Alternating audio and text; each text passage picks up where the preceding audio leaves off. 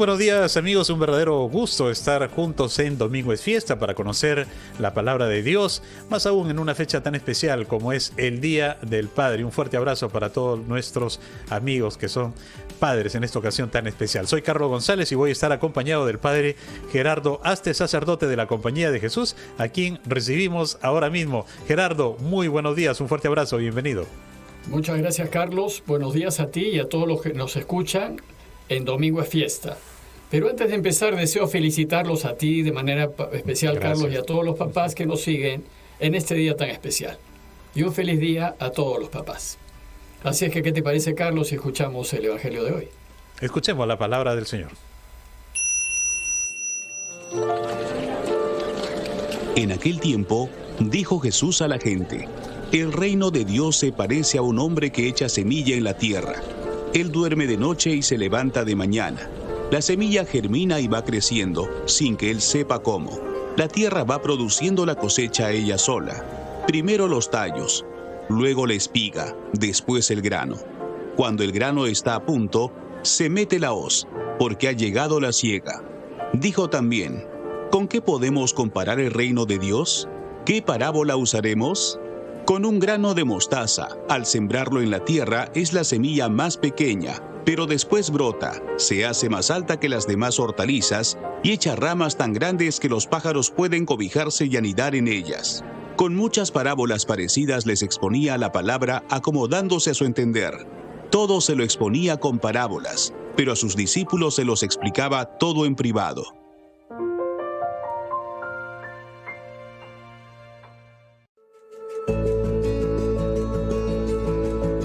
Explícanos, por favor, Gerardo, ¿de qué trata el Evangelio de hoy? Claro, Carlos, con gusto. Mira, estamos en el 11º domingo del tiempo ordinario, es decir, en plena vida pública de Jesús, y la Iglesia nos presenta dos parábolas para aprender un poco más acerca del reinado de Dios. Y toda esta escena que hemos escuchado tiene lugar en Cafarnaúm. Y según lo que nos cuenta Marcos, después del rechazo de su familia y de los maestros de la ley venidos de Jerusalén, Jesús dejó por sentado que su verdadera familia y su preocupación es por aquellos que hacen la voluntad de Dios, y es a estos a quienes va a enseñar. Entonces Jesús se retiró, y dice Marcos que se fue a orillas del lago, y se puso a atender a toda la gente que se reunió, y se puso a contarles 5 parábolas para enseñarles acerca del reinado de Dios. Bueno, pues hoy el Evangelio nos habla de las 2 últimas parábolas de esta enseñanza. Así es que te invito, Carlos, a conversar acerca de ellas. Correcto, Gerardo. Y para empezar, me gustaría que nos aclares cuál es el objetivo de las enseñanzas de Jesús. ¿Qué pretende enseñarnos? Bueno, Carlos, el objetivo de las enseñanzas de Jesús, el centro y el corazón de su mensaje, fue el anuncio del reinado de su Padre. Pues lo que más deseó el Señor fue que su Padre reine. Vivió para anunciar su reinado y lo hizo visible en los milagros que hizo. Es decir, su vida entera la dedicó a hacer realidad el reinado. Pues que Dios reine es lo más extraordinario que nos puede pasar, ya que si reina, habrá verdadera justicia, y si hay justicia, habrá verdadera paz. Nuestras necesidades serán satisfechas cuando el mal sea derrotado y todos viviremos como hermanos. ¿Qué más pues podríamos pedir? El obstáculo que tuvo Jesús que vencer fue la imagen de rey que tenía la gente. Pues los reyes de ese entonces eran gente prepotente, ambiciosa e inescrupulosa. No se interesaban por el bienestar del pueblo. Su único propósito era acumular todo el poder y riqueza posible. Jesús quiere enseñarnos que su Padre es rey, pero no como los que conoce el pueblo. Él es un rey bueno, preocupado por la gente y perdonador. Pero si queremos tenerlo por rey, tenemos que elegirlo. Entonces lo que Jesús desea es que nosotros, en toda elección que hagamos, elijamos la alternativa en donde está la verdad, la justicia y la vida, pues Dios es verdad, es justicia y es vida. Y si lo elegimos, vamos a permitirle reinar. Y cuando Él reine, el mundo cambiará para bien y todos nos veremos beneficiados. Ahora, Gerardo, algo en lo que tú has puesto énfasis, ¿nos puedes aclarar qué significa eso de que Dios va a reinar? Bueno, para nosotros, Carlos, que Dios vaya a reinar no es fácil de entender. Y la razón es que vivimos en una república democrática y no tenemos idea de lo que significa vivir bajo una monarquía. Aquí nos encontramos en un serio problema, pues el centro del mensaje de Jesús está en clave de reino, y nosotros estamos bastante lejos de tener esa experiencia. Luego, ¿qué puede significar para nosotros que Dios reine? Solo podríamos hacernos una idea si supiésemos cómo era un buen rey en ese entonces. Pero Jesús se encontró con otro problema cuando anunció el reinado de su Padre, pues en tiempos del Señor los reyes tenían muy mala fama. Y con razón. Basta, por ejemplo, ver lo que hicieron Herodes el Grande, que fue el que mandó matar a los inocentes de menos de 3 años. Lo que hizo Arquelao, Herodes Antipas, que decapitó a Juan Bautista, y hasta el mismo Tiberio, que fue emperador romano durante la vida pública de Jesús. Bueno, si bien en ese tiempo no se concebía un estado sin un rey, y si bien prácticamente todos los pueblos estaban bajo el gobierno de reyes y reyesuelos, lo usual es que esos reyes fuesen déspotas y dictatoriales. Eran unos verdaderos tiranos. Se creían dioses y se consideraban propietarios absolutos de las personas y de todo lo que éstas poseían. Los reyes de ese entonces decidían sobre los bienes y las propiedades de sus súbditos y, peor aún, decidían sobre sus vidas. Y por lo general, más les importaban las riquezas, el poder y la fuerza que el bienestar de sus ciudadanos. Con una imagen así de los reyes de este mundo, ¿cómo hizo Jesús para hablarnos del rey del universo? Bueno, pues, a pesar de esa imagen deteriorada que la gente tenía de los reyes, Jesús anuncia la venida del reinado de Dios Padre, y nos la anuncia como una gran noticia. Su anuncio inicial debió haber sido chocante, pues tener que soportar otro rey más como los que el pueblo conocía, hubiese sido insufrible. Pero Jesús nos enseña que, a diferencia de los reyes de este mundo, prepotentes y ambiciosos, su Padre es un rey bueno, cariñoso, perdonador y misericordioso de corazón, como ningún rey lo podría ser. Por tanto, nos anuncia que su reinado será radicalmente distinto al de los reyes de este mundo. Será un reinado para el pleno bienestar y felicidad de sus súbditos. Si Dios reina entre nosotros, habrá verdadera justicia y, por tanto, paz y felicidad. Entonces, para que podamos entender en qué consiste el reinado de su Padre y qué debemos hacer para que se haga realidad, Jesús nos enseñará por medio de parábolas. Marcos lo dice al final del texto. Hoy, con muchas parábolas, les exponía la palabra, acomodándose a su entender. Sin embargo, para los más comprometidos, algunas parábolas van a requerir mayor explicación. Por eso dice que todo se lo exponía con parábolas, pero a sus discípulos se los explicaba todo en privado. Y en sus palabras no usará imágenes de los desprestigiados reinos temporales, sino imágenes que resaltan la limpia acción de Dios en la naturaleza o el sentido común de las personas, que buscan resultados positivos en sus actividades. En el texto de hoy, Jesús nos enseña que el reinado de Dios se parece primero a una semilla que se siembra en la tierra y luego a una semilla de mostaza. Muy bien, Gerardo, ¿qué te parece si nos tomamos unos segundos, nos vamos a una pausa y luego retomamos este importante diálogo? Estamos en Domingo es Fiesta en RPP, la voz de todo el Perú. Regresamos. La ciega. Me dirás qué nos quiere enseñar Jesús con esta parábola. Bueno, pues nos quiere enseñar que si bien el reinado de Dios es obra de su Padre, nosotros, los que queremos ser de los suyos, estamos llamados a cooperar para que se haga realidad. Por eso Jesús nos dice que su reinado es como una semilla que se siembra, germina y crece. Y al crecer, produce primero el tallo, luego la espiga y después el grano. ¿Y qué hace el hombre? ¿Qué hacemos nosotros? Solo colaboramos. La sembramos, la regamos, la cuidamos y al final la cosechamos. Por tanto, entre la siembra y la cosecha, lo único que hace el sembrador es cuidarla. Es decir, básicamente espera, no hace mucho más.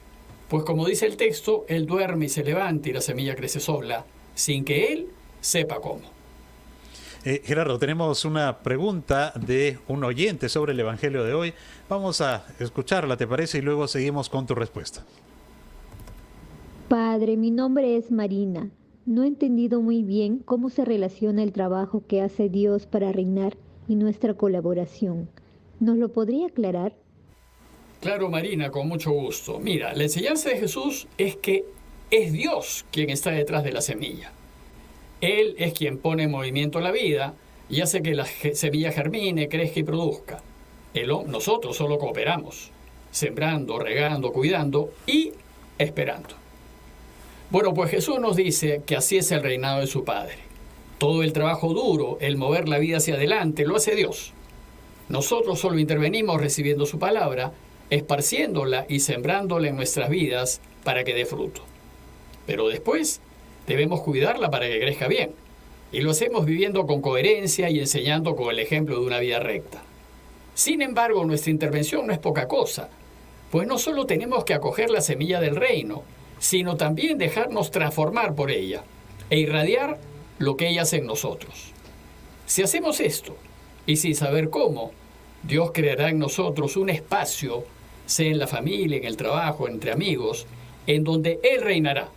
Un espacio de paz, unidad y felicidad que jamás hubiésemos podido imaginar. Gerardo, y ahora volviendo al tema de las parábolas, ¿nos podrías aclarar, por favor, la segunda parábola? Claro, Carlos. Mira, en la segunda parábola Jesús nos enseña que el reinado de Dios se parece a una semilla de mostaza. Pero antes es de notar que dijo también, ¿con qué podemos comparar el reino de Dios? ¿Qué parábola usaremos? Jesús empieza diciéndonos que no es sencillo enseñar acerca del reinado de su Padre. De hecho, nunca da una definición de lo que significa que su Padre reine. Solo nos habla de su reinado por medio de parábolas, porque el reinado del Padre es de enorme riqueza y no es posible reducirlo a una definición por muy amplia que ésta sea. La única forma de entender lo que significa que reine es mediante imágenes. Pero es difícil encontrar imágenes en este mundo que nos ayuden a compararlo y que podamos entender. Sus parábolas son más bien analogías que nos sugieren distintos aspectos de su reinado. En esa línea Jesús nos dice que el reinado de su Padre se parece a un grano de mostaza que al sembrarlo en la tierra es la semilla más pequeña, pero después brota, se hace más alta que las demás hortalizas y echa ramas tan grandes que los pájaros pueden cobijarse y anidar en ellas. ¿Y qué es lo que Jesús quiere subrayar con esa comparación? Que cuando estamos invitados a cooperar con Dios para que reine y para que el mundo cambie para mejor, nuestra primera resistencia somos nosotros mismos. No creemos que podemos ayudarlo a reinar. ¿Qué puedo hacer yo con mi pequeña colaboración? Bueno, pues la imagen del grano de mostaza nos ayuda a entender que cualquier esfuerzo que hagamos en ayuda de Dios, por pequeño que sea, tiene efectos multiplicadores. ¿Y cómo es que el árbol de mostaza nos puede ayudar a darnos cuenta de los efectos multiplicadores de nuestra colaboración? Bueno, Carlos, para responder te ayuda mucho primero conocer el árbol de mostaza. Su público lo conocía, pues abunda en las tierras de Jesús. Entonces les dice que se fijen en la semilla de mostaza. Su semilla es muy pequeña, como la cabeza de un alfiler. Sin embargo, cuando se siembra y crece, llega a ser un árbol con abundantes ramas que fácilmente llega a tener unos 3 o hasta 4 metros de altura. Y su tamaño y frondosidad permiten que con facilidad los pájaros hagan sus nidos en él. Bueno, pues así sucede, dice Jesús, cuando ayudamos a Dios a reinar.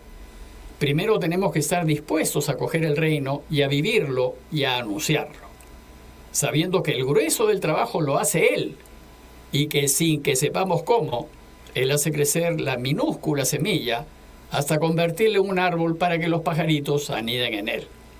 Mediante esta comparación, Jesús nos hace caer en cuenta de la diferencia que hay entre unos inicios magros e insignificantes, como el tamaño de la semilla del árbol de mostaza, y unos resultados extraordinarios, su altura, el largo de sus ramas y frondosidad, y nos invita a tomar conciencia de que a partir de unos comienzos muy discretos, la pequeñez de la semilla, es posible alcanzar grandes y buenos resultados. De la misma manera, cuando una persona está dispuesta a coger la buena noticia del reino y a vivirla, y en esto consiste nuestra colaboración, Dios convertirá nuestras vidas en árboles de mostaza y podremos dar sombra y cobijo a los necesitados de este mundo. Gerardo, y para terminar, y a modo de resumen de lo conversado, ¿qué podemos concluir de estas dos parábolas? Bueno, diría que son 4 las conclusiones finales. Primero, que son una invitación para plantar la semilla del reino en nuestras vidas, pues debemos acogerlo y vivirlo. Segundo, que si lo hacemos habremos hecho algo realmente bueno y positivo, pues traerá beneficios de paz, felicidad en nuestro entorno.